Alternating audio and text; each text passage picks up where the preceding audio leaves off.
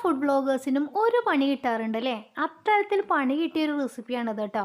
കാണാൻ എന്താ മൊഞ്ച്, കഴിക്കാനോ അടിപൊളി ടേസ്റ്റാണ് കേട്ടോ, ഒരു രക്ഷയില്ല. പക്ഷെ ഇത് ഉണ്ടാക്കാൻ ക്ഷമയുള്ളവർക്ക് മാത്രമേ ഇത് ഉണ്ടാക്കാൻ പറ്റുള്ളൂ. ഇൻസ്റ്റയിൽ ഒരു റീല് കണ്ട് കൊതി കയറിയിട്ടാണ് കേട്ടോ ഞാൻ ഈ മിൽക്ക് കേക്ക് തയ്യാറാക്കാനായി പുറപ്പെട്ടത്. അവർ 2 ലിറ്റർ പാൽ വെച്ചിട്ടാണ് ഈ മിൽക്ക് കേക്ക് തയ്യാറാക്കിയിട്ടുള്ളത്. എൻ്റെ മഹാഭാഗ്യം കൊണ്ട് ഞാൻ 1 ലിറ്റർ പാലെടുത്തുള്ളൂ. പാല് തിളച്ച് വന്നപ്പോൾ അതിലേക്ക് പഞ്ചസാരയും നെയ്യൊക്കെ ചേർത്ത് കൊടുത്ത് നന്നായിട്ട് ഇളക്കിയതിന് ശേഷം അതിലേക്ക് ഹാഫ് ലെമൺ ജ്യൂസും കൂടെ ചേർത്ത് കൊടുത്തു.